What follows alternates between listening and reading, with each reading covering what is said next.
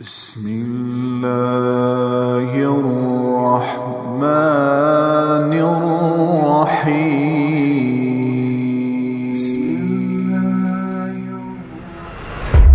ایک اور حدیث سے آ جائی یوشک الامم ان تداعى علیکم کما تداعى الاکلۃ الی قصعتها. ایک دن آئے گا میری امت کو ایسے تقسیم کریں گے غیر جیسے دسترخوان پہ روٹی تقسیم کی جاتی ہے ٹکڑے ٹکڑے کر کے. تو صحابہ نے پوچھا اب من قلت نحن یومئذ یا رسول اللہ، یا رسول اللہ کیا ہم اس دن تھوڑے ہوں گے؟ ہم نے کہا لا انتم یومئذ کثیر، تم بہت زیادہ ہوگے. ولیکنکم غثاء، ان کا غثاء السیل، تم بارش کے طوفانی پانی کے اوپر جو تنکے تیر رہے ہوتے ہیں، تم ایسے تنکوں کی طرح بے حیثیت اور بے قیمت ہوگے. اور ولا یقذفن فی قلوبکم الوہن، اور اللہ تمہارے دلوں میں وہن ڈال دے گا. تو صحابہ نے پوچھا یا رسول اللہ وہن کیا ہے؟ کہ حب الدنیا و کراہیت الموت، دنیا کے غلام بن جاؤ گے، دنیا کے بندے بن جاؤ گے اور موت سے ڈرنے لگ جاؤ گے. بھلا موت تو اللہ کی ملاقات ہے. ابراہیم علیہ السلام کے پاس اسرائیل آ گئی، چلو جی. تو وہ کہنے کہ بھلا کبھی خلیل بھی خلیل کو مارتا ہے؟ تو وہ اسرائیل واپس گئے، کہا جی وہ ابراہیم تو یہ کہہ رہے ہیں. کہا اچھا اس سے کہو کبھی خلیل بھی خلیل کے ملنے سے رکتا ہے؟ تو انہوں نے کہا جی اوپر سے تو یہی جواب ہے. کہا جلدی کر لے جا لے جا. مسلمان کے لیے تو اللہ کی قسم اگر اللہ راضی ہے تو موت سے خوبصورت تحفہ کوئی نہیں، موت سے خوبصورت پیغام کوئی نہیں. اگر اللہ ناراض ہے پھر تباہی ہے.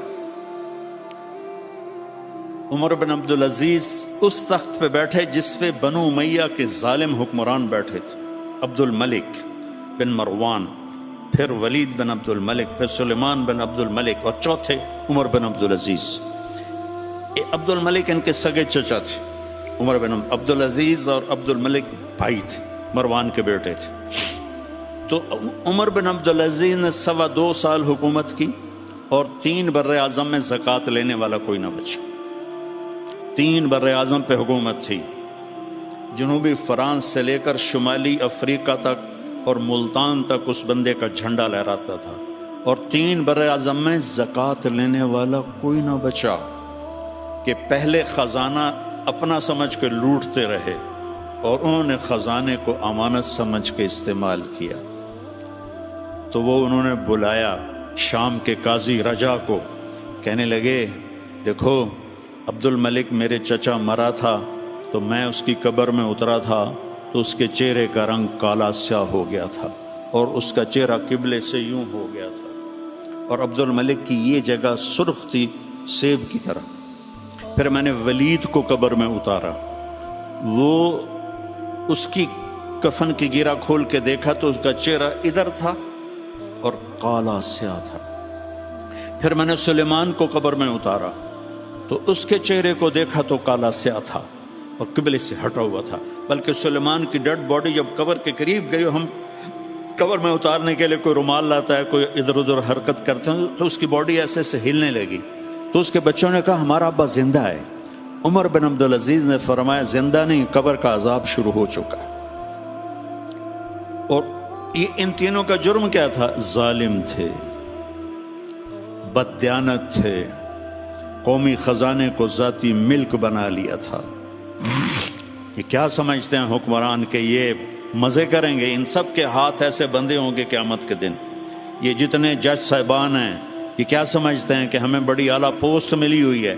ان کے قیامت کے دن ہاتھ یہاں بندھے ہوئے ہوں گے. پھر اللہ پوچھے گا بتا تجھے جو حکمران بنایا تھا تو نے کیا کیا میرے بندوں کے ساتھ؟ اگر وہ جواب دے سکا تو اس کے ہاتھ چھوڑ دیے جائیں گے، ورنہ انہی بندے ہاتھوں کے ساتھ جہنم میں گر جائے گا. اور قاضی سے اللہ پوچھے گا ہاں کیا فیصلے کیے تھے، کتنے ظلم کے فیصلے کیے تھے، کتنے عدل کے فیصلے کیے تھے.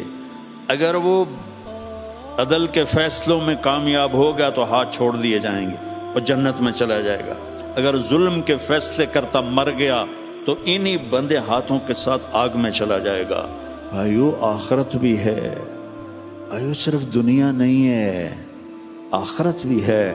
टुक हिर्स हवस को छोड़ मियाँ मत देस बदेस फिरे मारा कज़ाक अजल का लूटे है दिन रात बजा कर नक्कारा क्या बधिया भैंसा बैल शुतर क्या गोनी पल्ला सरबारा क्या गेहूं चावल मोट मटर क्या आग धुआं और अंगारा सब ठाठ पड़ा रह जाएगा जब लाद चलेगा बंजारा।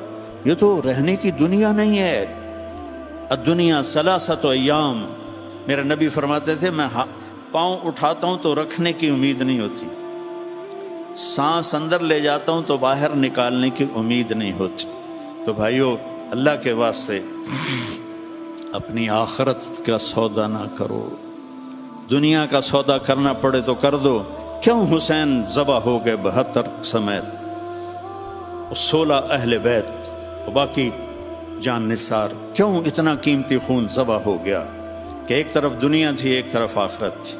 उन्होंने आखिरत को गले लगाया, नेज़ों पे सर चढ़ गए। आशिक का जनाजा है ज़रा धूम से निकले, महबूब की गलियों से ज़रा घूम के निकले, चढ़ गए नेज़ों पर। और यजीद ने दुनिया बना ली, आज तक लानत पड़ रही है। तो भाइयों मैं सारी कौम को हाथ जोड़ के कहता हूँ हम मिल के अब तौबा करें और हम एक ईमान, उसके बाद नमाज कोई ना छोड़, नमाज की पाबंदी करें। हमारी कौम में नमाज बहुत कम है। हमारे KPK के इलाके में नमाजी हैं लेकिन वहाँ सूद बहुत ज़्यादा है, लोग सूद पे देते हैं और बहुत जुल्म करते हैं।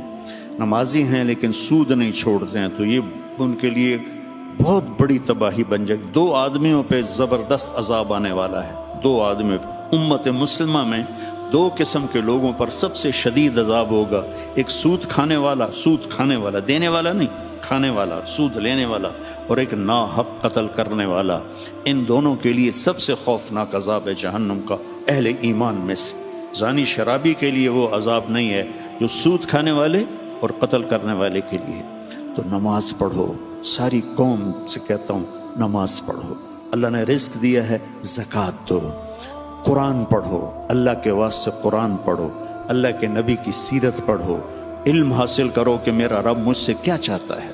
मेरा रब पहली सतर है बिस्मिल्लाहिर्रहमानिर्रहीम कि मैं रहमान और रहीम हूँ, कोई सख्त हुक्म नहीं सुनाऊंगा, आसान होंगे, कर लो, बड़ा नफ़ा रहेगा। तो कुरान पढ़ो, नबी की ज़िंदगी पढ़ो, सहाबा की ज़िंदगी पढ़ो और कुरान को अपना विर्द बनाओ। तीसरा कलमा, दुरूद शरीफ, इस्तिग़फ़ार, चलते फिरते उठते बैठते अपना ये ज़िक्र बनाओ और अपने अखलाक को बुलंद करो। अपने आप सारे सियासी लोग बैठे हैं लेकिन मैं नबी की बात करूँगा, अपनी ज़बान का बोल मीठा करो।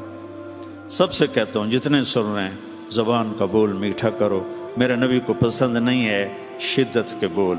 और एक ये बाद में कहूँगा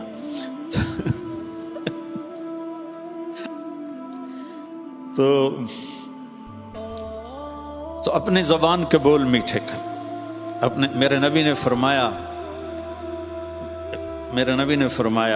नबी से पूछा गया, या रसूल अल्लाह सबसे ज़्यादा जन्नत में क्या चीज़ ले जाएगी?